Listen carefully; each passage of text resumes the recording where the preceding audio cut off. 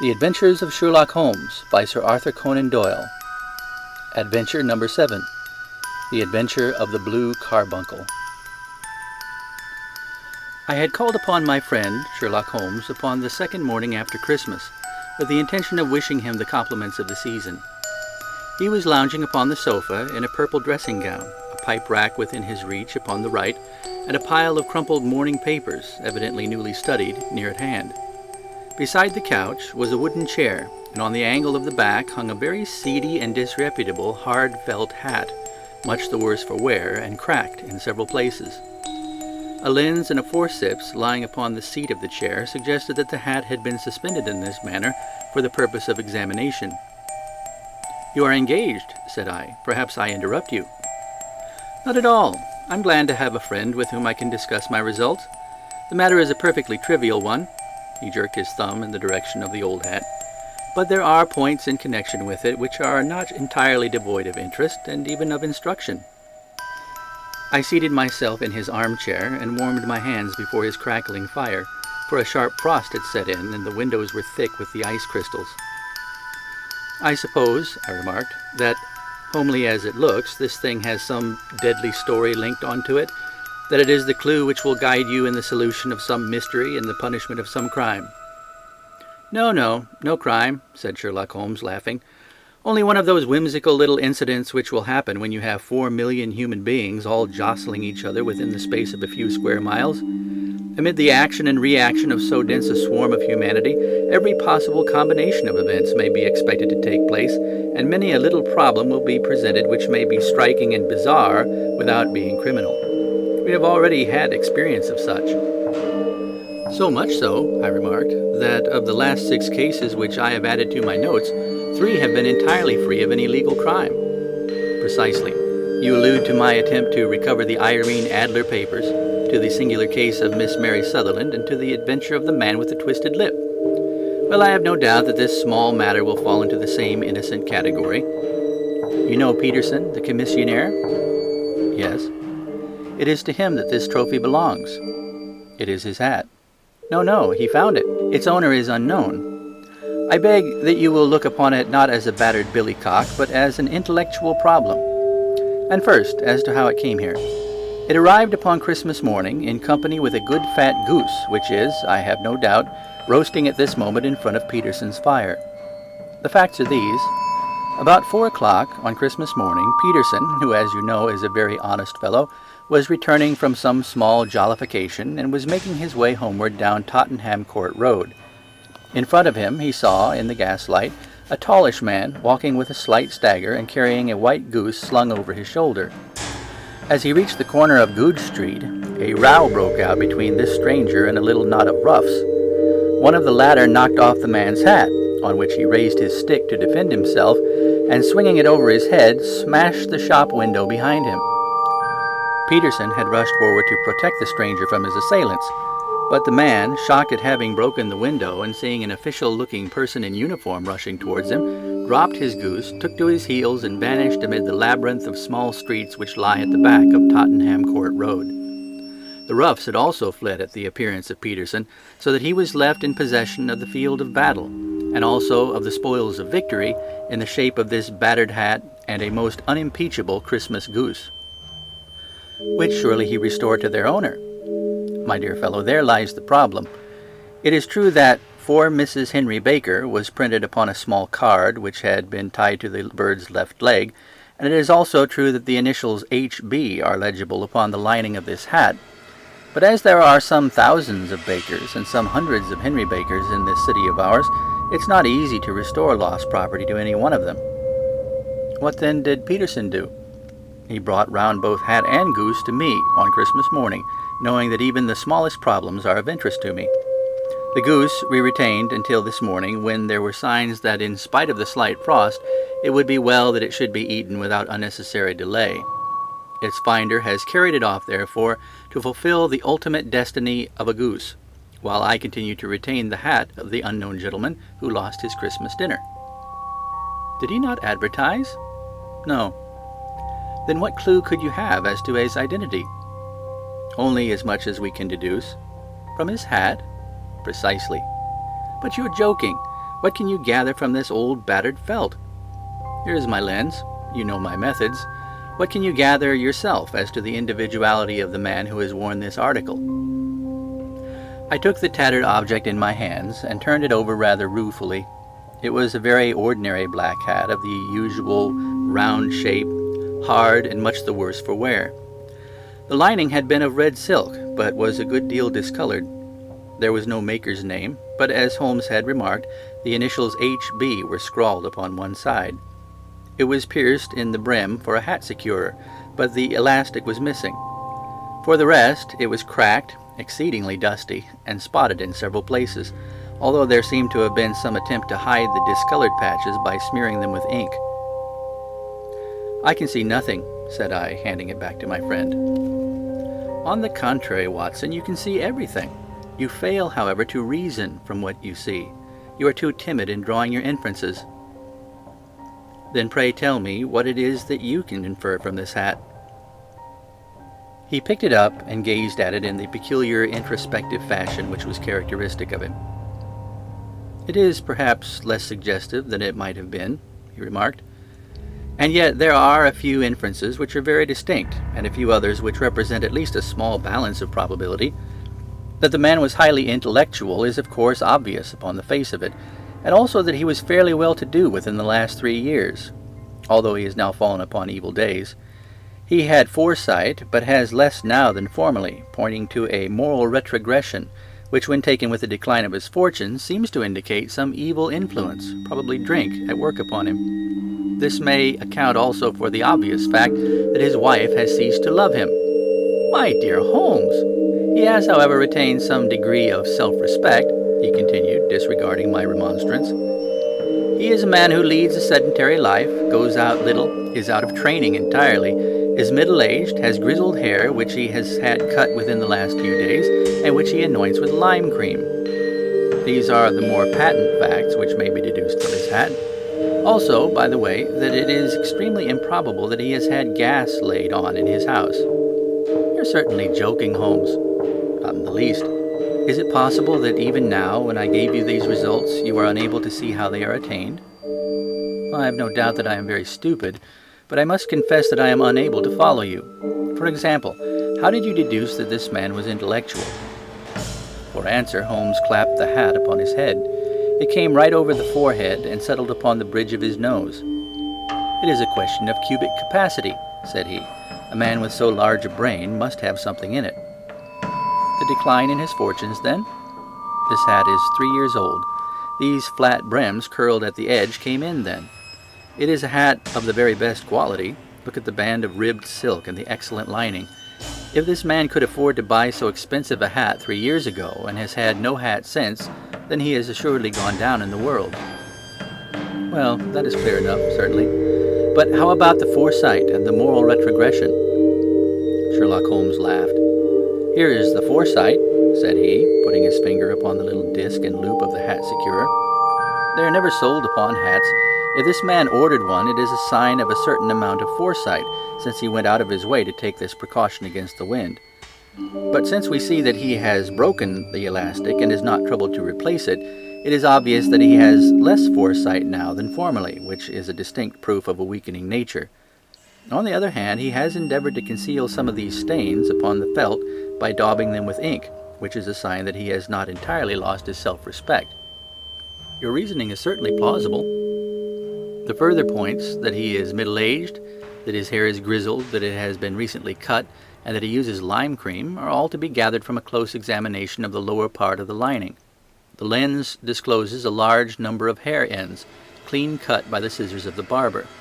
They all appear to be adhesive, and there is a distinct odor of lime cream.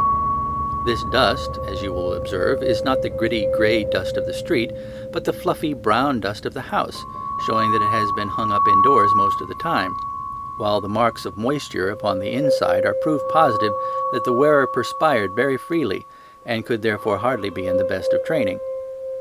"But his wife, you said that she had ceased to love him." "This hat has not been brushed for weeks. When I see you, my dear Watson, with a week's accumulation of dust upon your hat, and when your wife allows you to go out in such a state, I shall fear that you also have been unfortunate enough to lose your wife's affection." but he might be a bachelor. Nay, he was bringing home the goose as a peace offering to his wife. Remember the card upon the bird's leg? You have an answer for everything.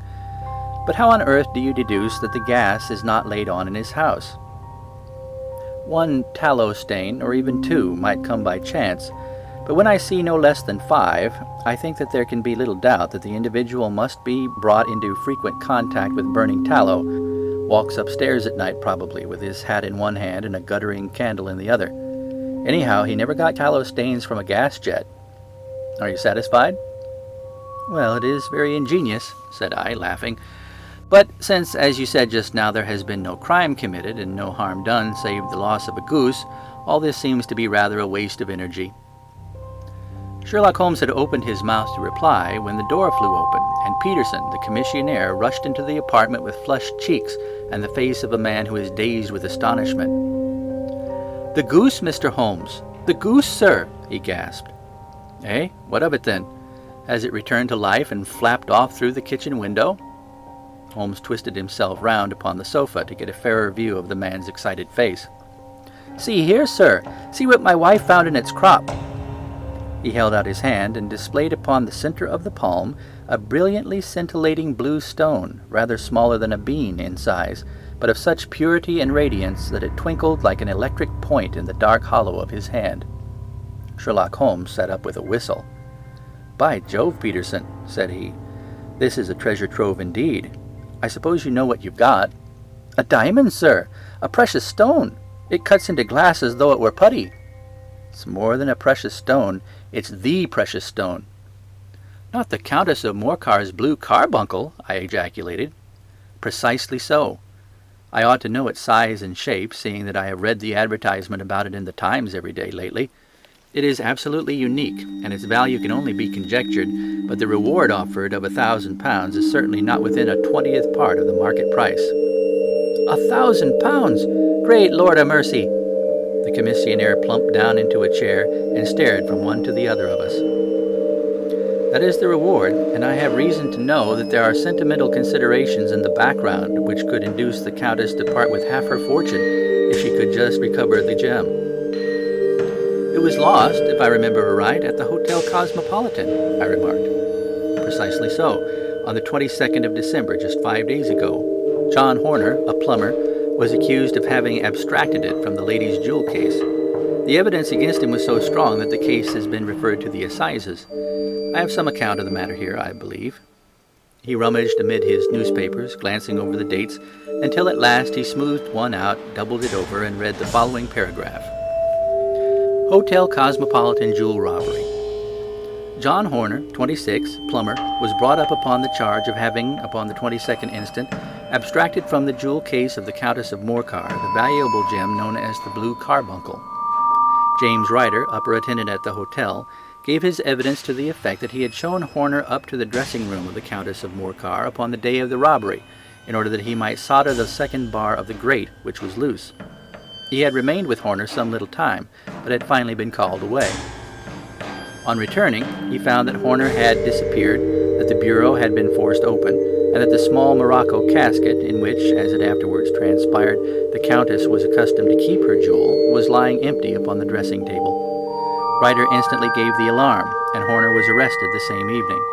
But the stone could not be found, either upon his person or in his rooms. Catherine Cusack, maid of the Countess, deposed to having heard Ryder's cry of dismay on discovering the robbery, and to having rushed into the room where she found matters as described by the last witness. Inspector Bradstreet, B Division, gave evidence as to the arrest of Horner, who struggled frantically and protested his innocence in the strongest terms. Evidence of a previous conviction for robbery having been given against the prisoner, the magistrate refused to deal summarily with the offense, but referred it to the assizes. Horner, who had shown signs of intense emotion during the proceedings, fainted away at the conclusion and was carried out of court. So much for the police court," said Holmes, thoughtfully, tossing aside the paper. "The question for us now to solve is the sequence of events leading from a rifled jewel case at one end to the crop of a goose in Tottenham Court Road at the other.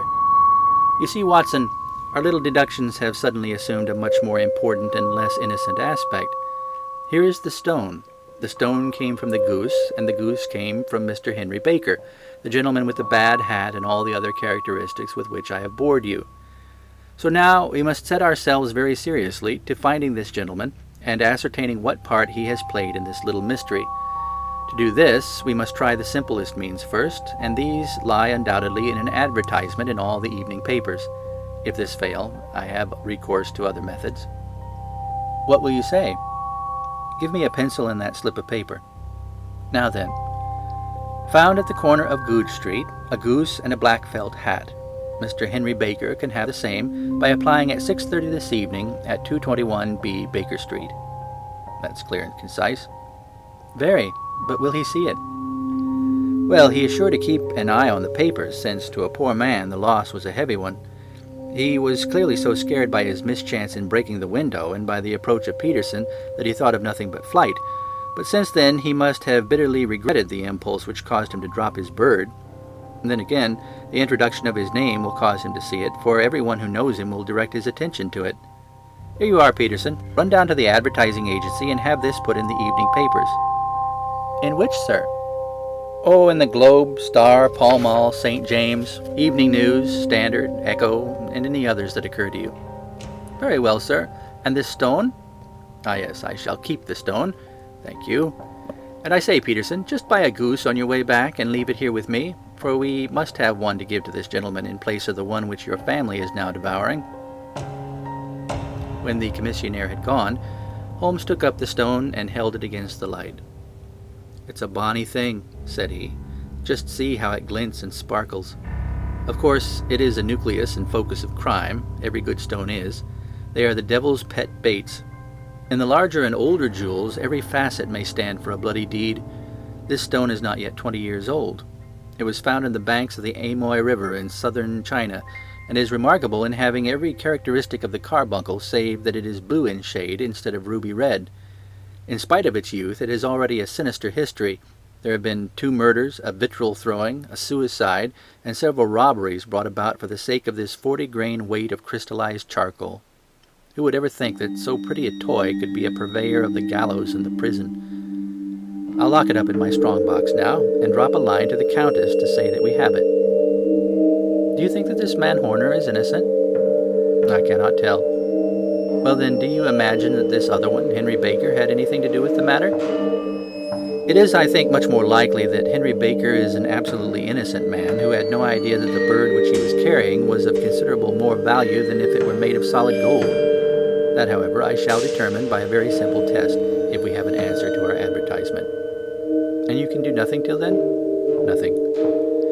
In that case, I shall continue my professional round. But I shall come back in the evening at the hour you have mentioned, for I would like to see the solution of so tangled a business. Very glad to have you. I dine at 7. There is a woodcock, I believe. By the way, in view of recent occurrences, perhaps I ought to ask Mrs. Hudson to examine its crop. I had been delayed at a case, and it was a little after 6:30 when I found myself in Baker Street once more. As I approached the house, I saw a tall man in a Scotch bonnet with a coat, which was buttoned up to his chin, waiting outside in the bright semicircle which was thrown from the fanlight. Just as I arrived, the door was opened, and we were shown up together to Holmes's room. "Mr. Henry Baker, I believe?" said he, rising from his armchair and greeting his visitor with the easy air of geniality which he could so readily assume. "Pray take this chair by the fire, Mr. Baker.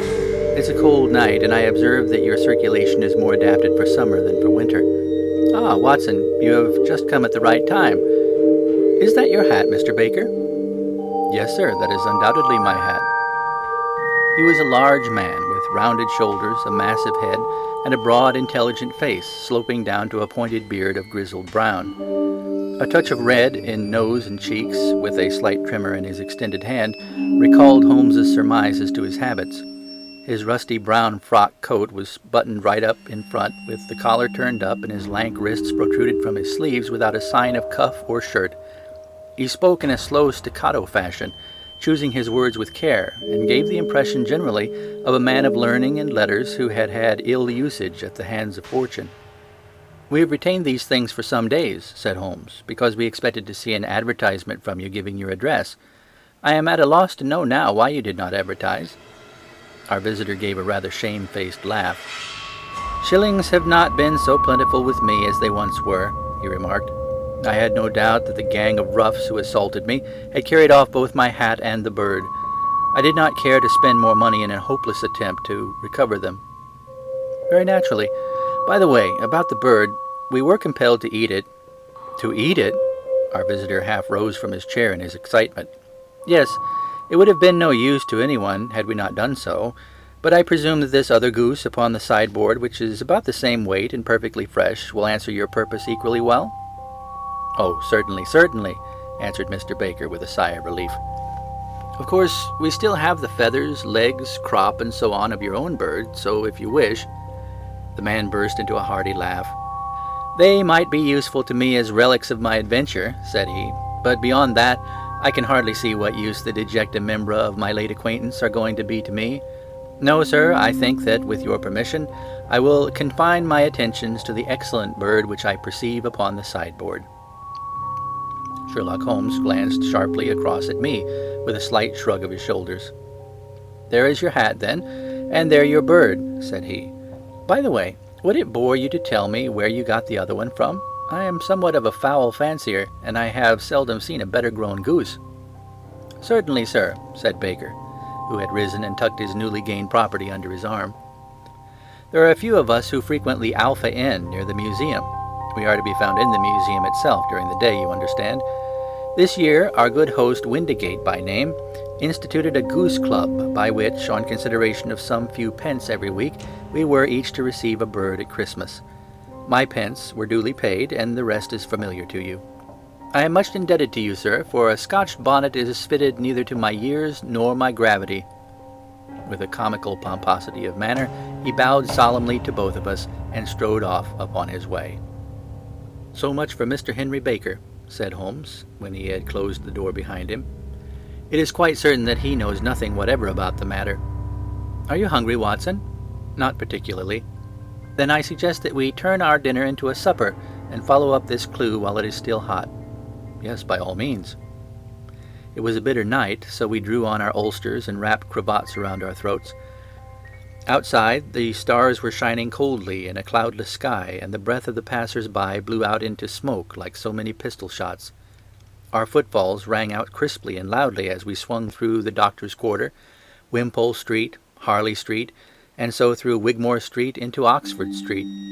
In a quarter of an hour we were in Bloomsbury at the Alpha Inn, which is a small public house at the corner of one of the streets that runs down into Holborn. Holmes pushed open the door of the private bar and ordered 2 glasses of beer from the ruddy-faced, white-aproned landlord. "Your beer should be excellent if it is as good as your geese," said he. "My geese?" The man seemed surprised. "Yes, I was speaking only half an hour ago to Mr. Henry Baker, who was a member of your goose club." "Ah, yes, I see. But you see, sir, them's not our geese." "Indeed. Whose then?"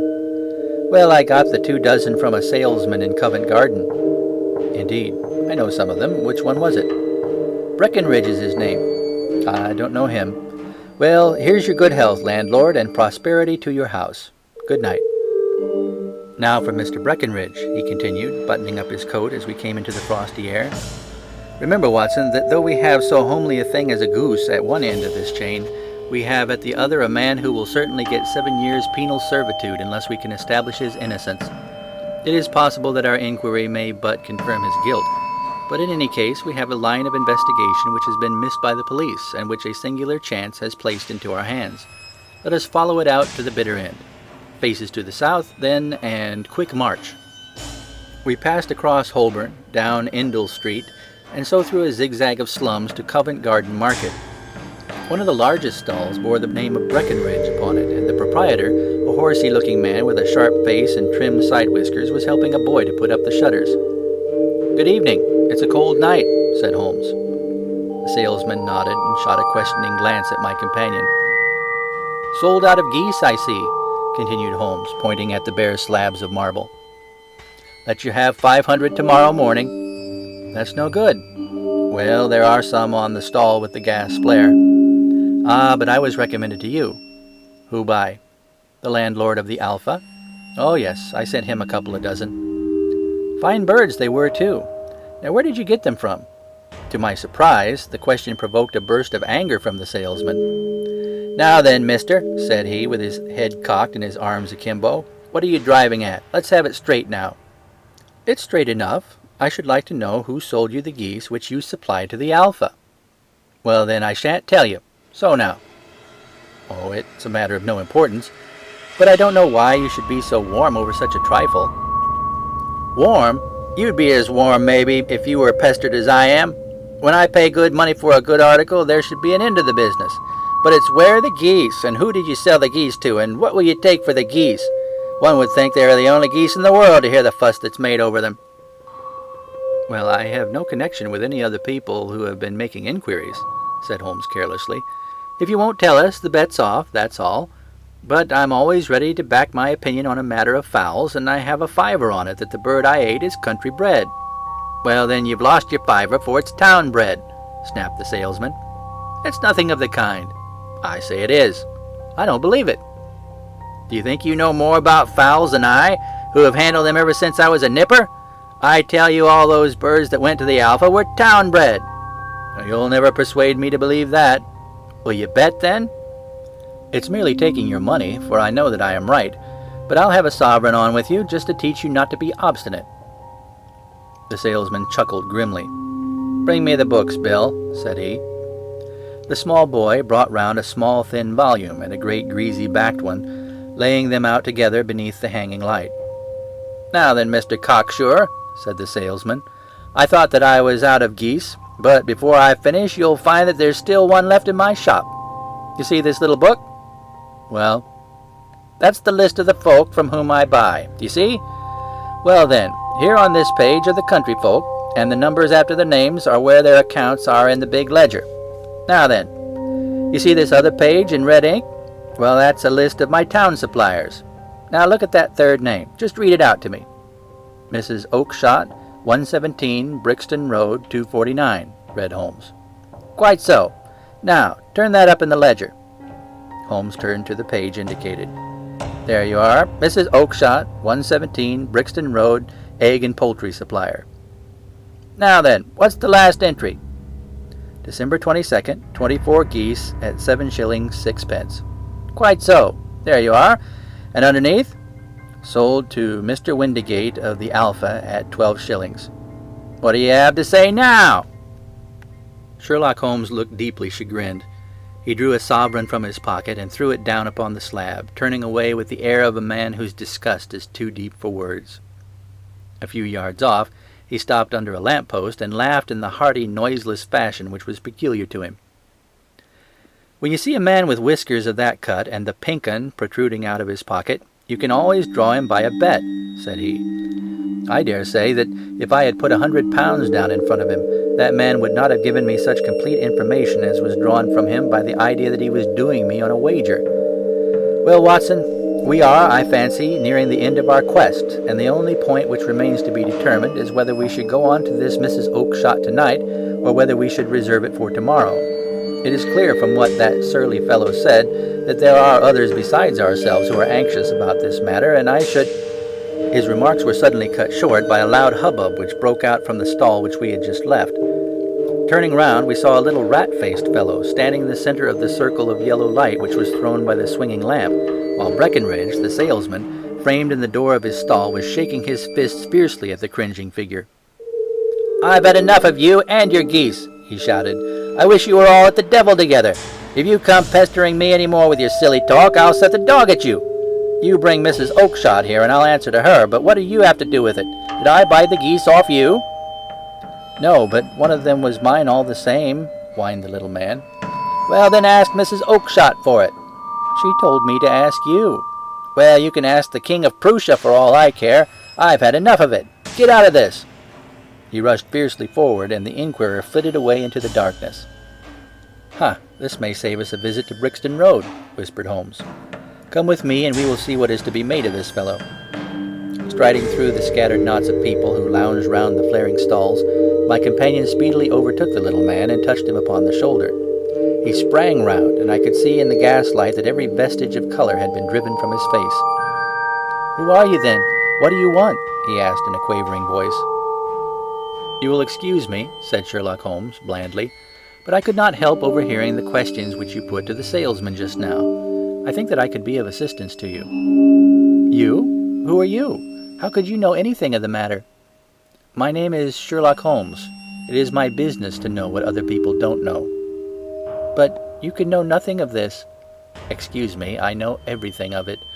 You are endeavouring to trace some geese which were sold by Mrs. Oakshott of Brixton Road to a salesman named Breckenridge, by him in turn to Mr. Windigate of the Alpha, and by him to his club, of which Mr. Henry Baker is a member."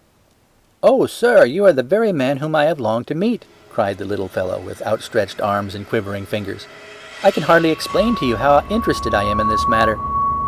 Sherlock Holmes hailed a four-wheeler which was passing. "In that case, we had better discuss it in a cozy room rather than in this wind-swept marketplace," said he.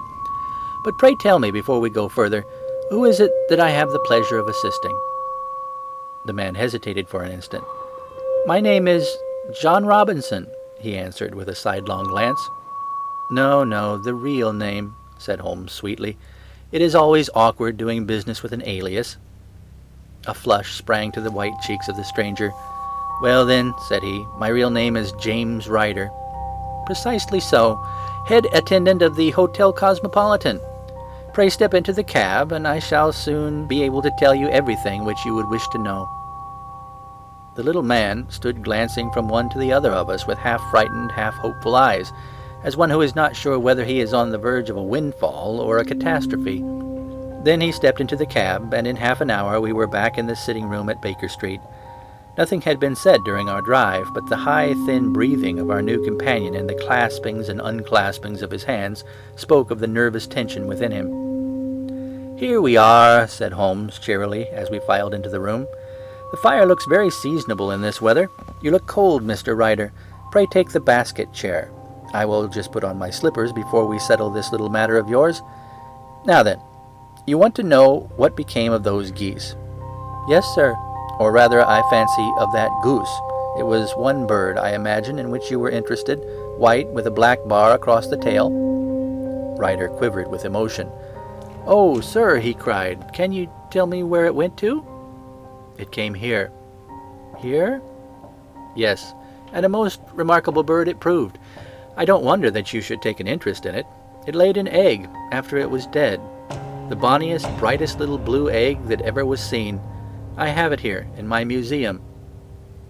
Our visitor staggered to his feet and clutched the mantelpiece with his right hand. Holmes unlocked his strong box and held up the blue carbuncle, which shone out like a star with a cold, brilliant, many-pointed radiance.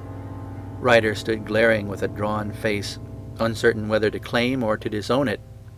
"The game's up, Ryder," said Holmes quietly. "Hold up, man, or you'll be into the fire.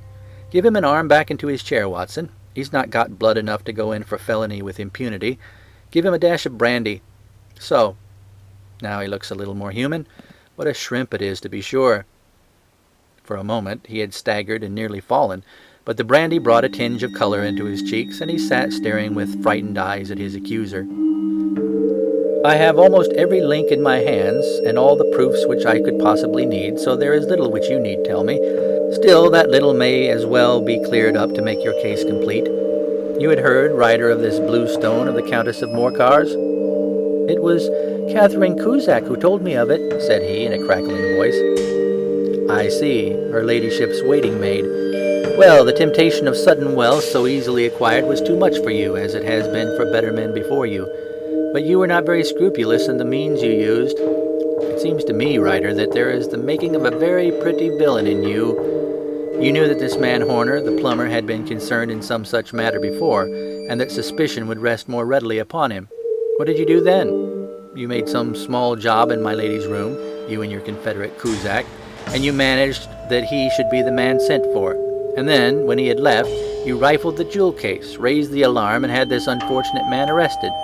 You then—" Ryder threw himself down suddenly upon the rug and clutched at my companion's knees. "For God's sake, have mercy," he shrieked.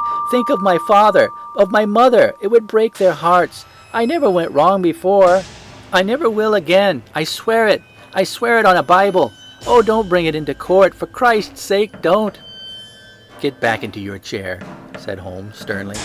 It is very well to cringe and crawl now, but you thought little enough of this poor Horner in the dock for a crime of which he knew nothing. I will fly, Mr. Holmes. I will leave the country, sir. Then the charge against him will break down.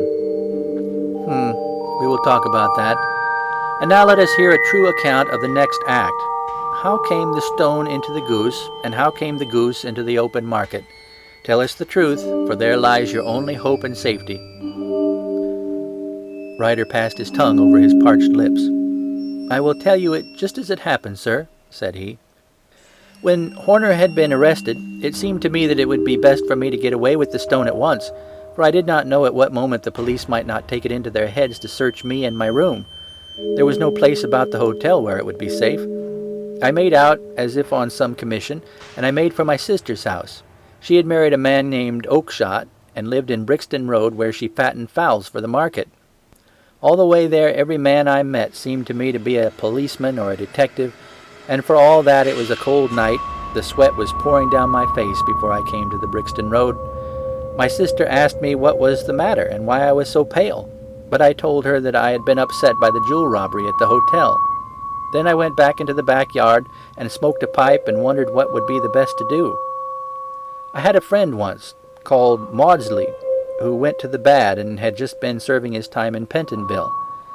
One day he had met me and fell into talk about the way of thieves and how they could get rid of what they stole.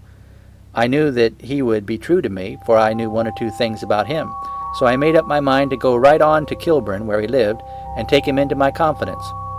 He would show me how to turn the stone into money, but how to get to him in safety. I thought of the agonies I had gone through in coming from the hotel. I might at any moment be seized and searched, and there would be the stone in my waistcoat pocket. I was leaning against the wall at the time, and looking at the geese which were waddling about round my feet, and suddenly an idea came into my head which showed me how I could beat the best detective that ever lived. My sister had told me some weeks before that I might have the pick of her geese for a Christmas present, and I knew that she was always as good as her word. I could take my goose now, and in it I would carry my stone to Kilburn. There was a little shed in the yard, and behind this I drove one of the birds, a fine big one, white with a barred tail. I caught it, and prizing its bill open, I thrust the stone down its throat as far as my finger could reach. The bird gave a gulp, and I felt the stone pass along its gullet and down into its crop. But the creature flapped and struggled, and out came my sister to know what was the matter. As I turned to speak to her, the brute broke loose and fluttered off among the others. "Whatever were you doing with that bird, Jem?" says she. "Well," said I, "you said you'd give me one for Christmas, and I was feeling which was the fattest." "Oh," says she, "we've set yours aside for you. Jem's bird, we call it. It's the big white one over yonder. There's 26 of them, which makes one for you and one for us and 2 dozen for the market." "Thank you, Maggie," says I, "but if it's all the same to you, I'd rather have that one I was handling just now." "The other is a good 3 pounds heavier," said she, "and we fattened it expressly for you." "Never mind, I'll have the other, and I'll take it now," said I. "Oh, just as you like," said she, a little huffed. "Which is it you want, then?" "That white one, with the barred tail, right in the middle of the flock." "Oh, very well. Kill it and take it with you." Well, I did what she had said, Mr. Holmes, and I carried the bird all the way to Kilburn. I told my pal what I had done, for he was a man that it was easy to tell a thing like that to. He laughed until he choked, and we got a knife and opened the goose. My heart turned to water, for there was no sign of the stone, and I knew that some terrible mistake had occurred. I left the bird, rushed back to my sister's, and hurried into the backyard. There was not a bird to be seen there. "Where are they all, Maggie?" I cried. "Gone to the dealers, Jem." "Which dealers?" "Breckenridge, of Covent Garden." "But was there another with a barred tail?" I asked, "the same as the one I chose?" "Yes, Jem, there were 2 barred-tailed ones, and I could never tell them apart." Well, then, of course, I saw it all, and I ran off as hard as my feet would carry me to this man Breckenridge. But he had sold the lot at once, and not one word would he tell me as to where they had gone. You heard him yourselves tonight. Well, he has always answered me like that. My sister thinks that I'm going mad. Sometimes I think that I am myself. And now I am myself a branded thief, without ever having touched the wealth for which I sold my character. God help me! God help me! He burst into convulsive sobbing, with his face buried in his hands. There was a long silence.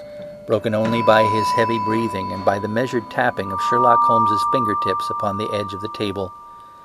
Then my friend rose and threw open the door. "Get out," said he. "What, sir?" "Oh, heaven bless you! No more words. Get out." And no more words were needed. There was a rush, a clatter upon the stairs, the bang of a door, and the crisp rattle of running footfalls from the street. "After all, Watson," said Holmes, reaching up his hand for his clay pipe, "I am not retained by the police to supply their deficiencies.